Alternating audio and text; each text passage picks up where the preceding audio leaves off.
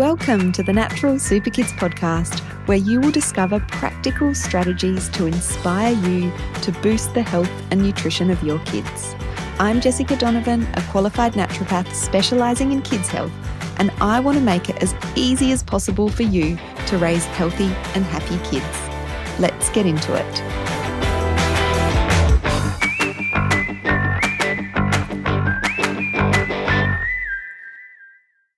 Hello everyone, welcome back to the Natural Super Kids podcast. Jessica Donovan here, and today we're talking about fussy eaters and food intolerances, probably two of the most common concerns and challenges and ailments, if you like, that we hear about and see from the families we work with here at Natural Super Kids. And I'm going to specifically talk about what you might be missing when it comes to fussy eaters and food intolerances in your kids, and whether your kids are fussy and have food intolerances, or whether they're fussy or whether they have food intolerances only.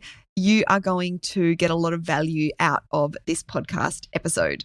So I thought, as I was sort of putting this podcast episode together, a client story came to me, and I'm like, this is the perfect story to share to give you, some context as to how this can present in a particular person. And I'm sure, if you have fussy eaters, if you have kids with food intolerances, this story of a client that I saw quite a while ago now, named Zara, she sticks in my head, and I share her story. I've shared her story before on masterclasses and things that I've been on, because it's just such a good illustration of, what can go wrong and how we can turn things around. So Zara's mum brought her to come and see me when I was actually consulting face-to-face quite a few years ago. I don't do any sort of one-on-one consulting anymore, but in the last couple of years that I was still consulting, I was only seeing people online. So it was quite a while ago, and she had kind of a lot of stuff going on. Mum was feeling super overwhelmed and not sure where to start. The doctors weren't really giving her any long-term solutions, and things just weren't turning around for her. So she had multiple food intolerances, and they were finding it just harder and harder to find things that Zara could eat and they could feed her, because she just seemed to be getting more and more reactive to more and more food. So they would determine, for example, that, gluten was an issue for her, and they would take gluten out of her diet and they would replace it with other grains. And then all of a sudden she would start to become reactive to those grains. So that was kind of the picture. And she was reacting to, mum felt really almost everything that she was feeding her were causing some digestive symptoms. Fruits and vegetables and things that are deemed as healthy, she was still quite reactive to. So it was a really kind of messy picture in terms of her food intolerances and her reactivity. And she was also a really picky eater, really fussy with food, didn't have much of an appetite. Her appetite was really low. And as I start to share more about this story, it's really easy to understand why, her appetite was pretty dismal. She was underweight, so the doctor was actually really concerned. Her pediatrician was really concerned about her weight, and was suggesting, a whole heap of different things, foods and different formulas and things to try and get her weight up. But because she was so reactive, it was this kind of tricky cycle. And she was constantly sick. So she had really low immunity. She was going to daycare, childcare, but she was having to have a lot of days off. Mum was having to take a lot of days off of work because she was constantly sick. And what was happening was mum would take her to the doctor. The doctor would prescribe her another round of antibiotics. So she had this quite heavy history of antibiotics to get well again. And the cycle was sort of continuing. She was getting sick with, the infections, the coughs, the colds, the respiratory infections really often. So as you can imagine, that this was causing a lot of stress within the household. It was affecting not just Zara's well-being. She was an only child, but mum and dad's well-being as well. There was lack of sleep, there was high stress, there was like this financial pressure because of all the time that was needed to be taken off of work. And so, they came to me pretty desperate. And when I was hearing, all of the history, I was really excited because I could see clearly the one thing we needed to focus on to turn all of this around for Zara and her family. And she was such a gorgeous little girl.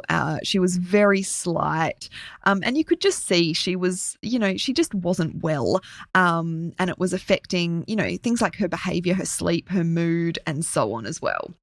So the one thing that I could see clearly that we needed to work on was her gut health. And so we started working on her gut, on building up her gut health, on improving her microbiome, on healing her gut.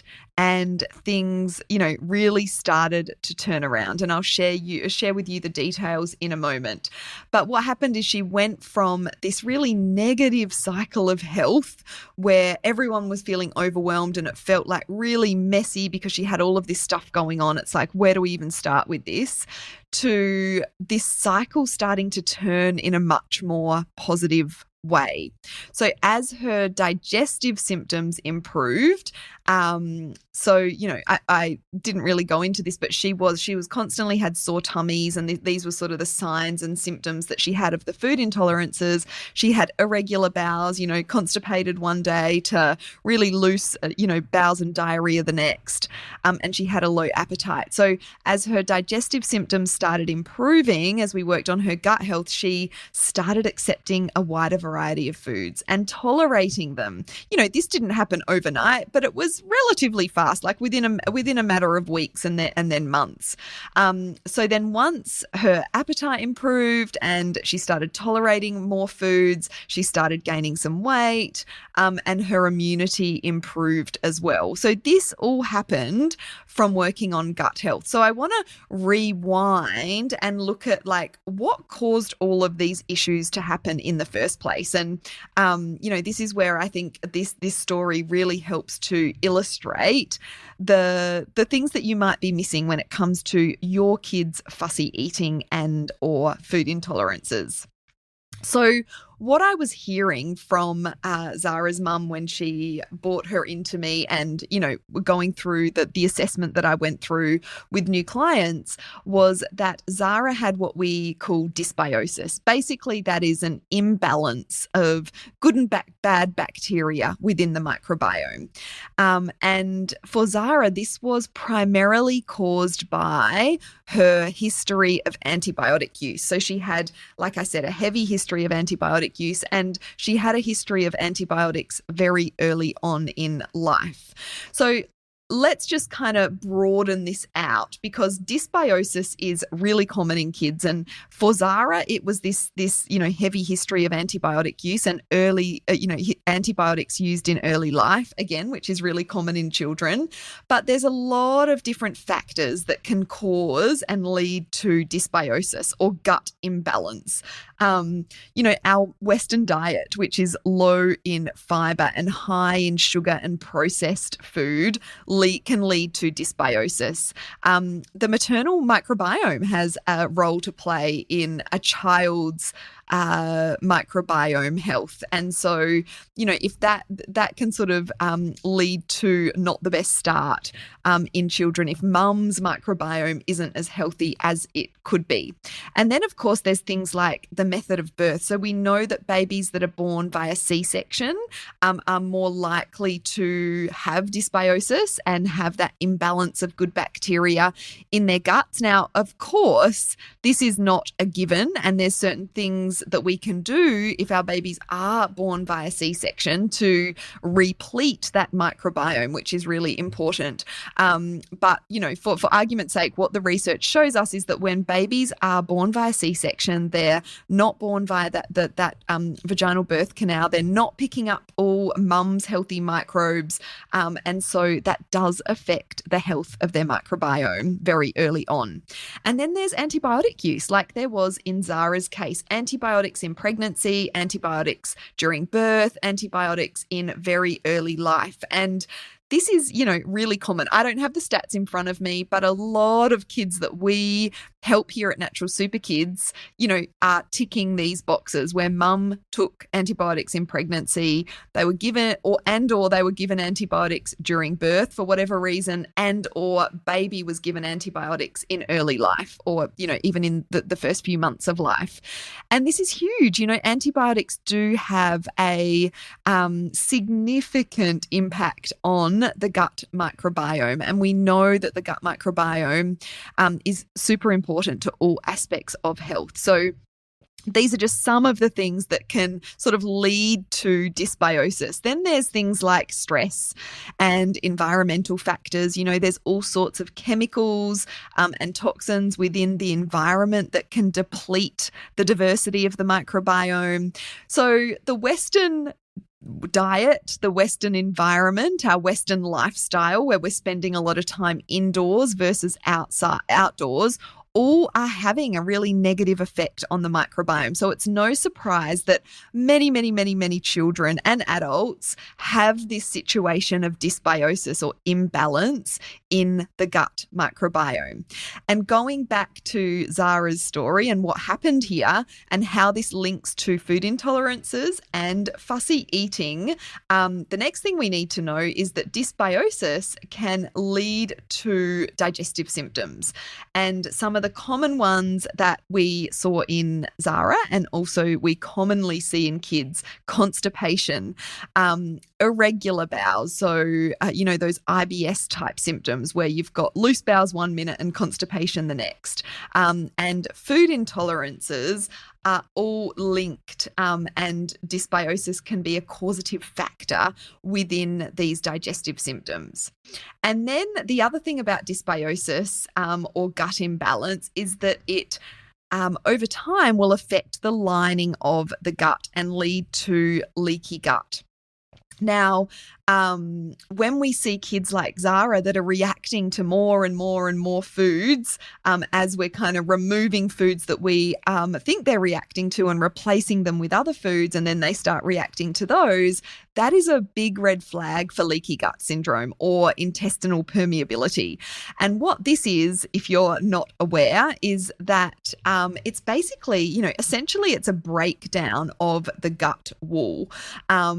So the gut wall is essentially breaking down, and the food particles that should remain within that tube of the digestive system are leaking out through the lining and into the bloodstream, and the immune system is then reacting to those particles or proteins from the food that that child is eating. And so this is what's happening when, a child, like the example I gave before, where we're removing gluten from the diet, but maybe we're introducing a lot more rice into the diet, and then rice suddenly becomes a problem when it wasn't before, is because that, that volume of rice that's going through the digestive system is increasing. It's leaking through into the bloodstream.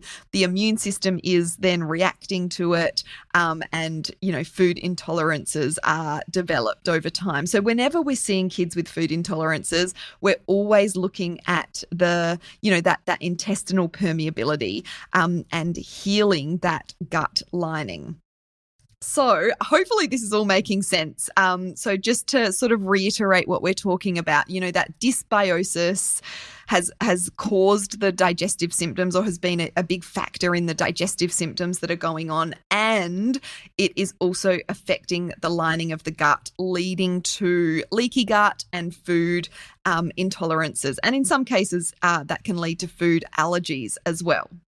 Now, moving on to the fussy eating and how this is linked here. Well, there's a number of ways that this is linked. So dysbiosis, that imbalance of bacteria within the gut, is also a really big factor in fussy eating. So when we've got an imbalance in the gut microbiome and we've got an overgrowth of the baddies or the bad sort of microbes, the pathogenic microbes, this can lead to cravings for certain foods, for sugary foods, for starchy foods. And the research tells us that when there is an overgrowth of these bad bacteria, they are craving, they're leading to cravings of sugary, starchy foods so that they can thrive and grow, but also to impair the growth of the good bacteria because it's all a balance in the gut microbiome, right? So kids with dysbiosis will often have cravings for those bland, processed, starchy, sugary, sweet foods.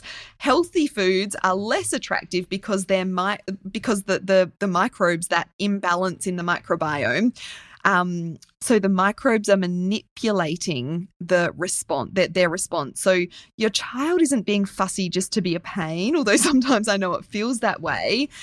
But these are actual, physical cravings that are coming from this imbalance in the gut microbiome. So you can sort of start to see how this picture all links together and how food intolerances, fussy eating, in these circumstances, situations, challenges, we always need to be looking at the gut function and the gut microbiome and addressing digestive symptoms. Now, digestive symptoms such as constipation and tummy aches or that gastrointestinal pain can also obviously really affect appetite. Anyone that's been, that's had chronic constipation or pains in their tummy can vouch for the fact that you're not usually very hungry when you are going through those things. So in Zara's case, there was a huge reduction in appetite and she just wasn't interested in food anymore. And that's understandable because she had, she associated food even if it was unconsciously, with pain in the tummy and discomfort. So, there's that link between those digestive symptoms and appetite. An unhappy gut is generally not a hungry gut. And if it is, it's generally not hungry for those healthy, nutrient-rich, fiber-rich foods that are going to rebalance that gut microbiome and improve those digestive processes. And in Zara's case, she had, that weight, the weight loss. She was underweight. And so that's no surprise when she didn't have much of an appetite because of everything that was going on for her. And her, the gut is also really important when it comes to the immune system. And when we start to improve that gut microbiome, start to correct that gut dysbiosis, we always see an improvement in immunity as well. And, when kids start to eat more nutrient-rich foods because they're not so fussy, then we can see an improvement in immunity because they're getting a higher intake of those immune supporting nutrients through the food they're eating. So what we did essentially, we corrected the gut microbiome, we nourished and repaired the gut lining, and these two things go hand in hand because when we start to correct the gut microbiome and nourish the good, healthy bacteria that are in the gut microbiome, the gut starts to naturally produce more short-chain fatty acids. And these short-chain fatty acids nourish and heal the gut lining. Of course, there's other things that we can do to speed this process up and to support that gut healing and nourishing of the gut lining. But when we start to, turn this around and start to improve the diversity of the gut microbiome, it also naturally starts to heal and nourish the gut lining. And so everything started turning around for Zara. Immunity improved. She got off that sort of antibiotic cycle. Weight started to increase. She started accepting a wider variety of food, so she wasn't as fussy or picky. She started tolerating a wider variety of foods, and those specific digestive symptoms, the constipation, the irregular bowels, the low appetite, started to increase as well.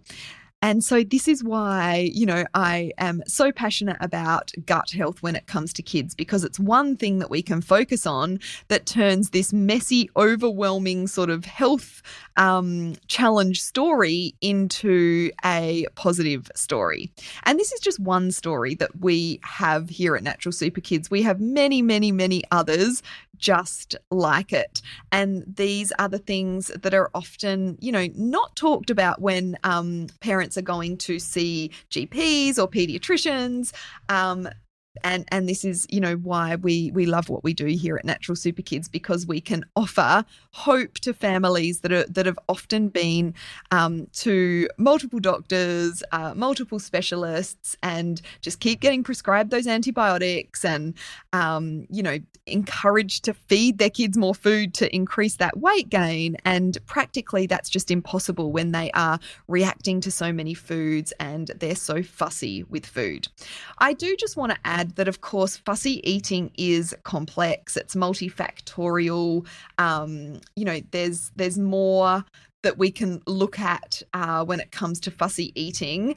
There's sensory issues, there's, the behavior and the habits and all of those things. So I'm not saying that this is the one and only solution to fussy eating in kids, but the health of the gut and gut imbalances and dysbiosis are often overlooked by parents and health professionals. So I really wanted to bring this to light. Now, if you're listening to this in real time and it is early March 2024, I will be sharing some more information, and you may have already heard it at the start of this podcast, on a masterclass that I'm running to give you some strategies on how to, help turn this sort of thing and this health picture around for your child. If it's past the date that I'm running this free masterclass, you can still download our free Kids Gut Health ebook, and I'll make sure that is in the show notes. The link to that is in the show notes, and this walks you through some really practical ways that you can start to improve your child's gut health, microbiome diversity, and gut function overall. And I really hope you have enjoyed this episode. If you enjoyed it and you know of someone who might benefit from hearing about this information, I appreciate so much any sharing that you can do. Send them this episode. And I'd love to hear from you on Instagram as well. So if you're not following us over on Instagram, come on over and follow us, Natural Super Kids. We often share, extra information to support what we're talking about on the podcast over on our Instagram, and, present the information that we're sharing in the podcast in different engaging ways for you as well. So come on over and say hi. Our DMs are always open. We'd love to hear how you found this podcast episode. Thanks so much for listening, and I'll be back in your ears next week.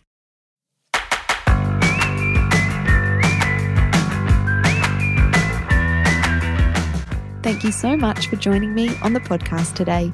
Head on over to our website, naturalsuperkids.com, for the show notes for this episode, as well as a whole heap of inspiration to help you raise healthy and happy kids. I'll see you next week.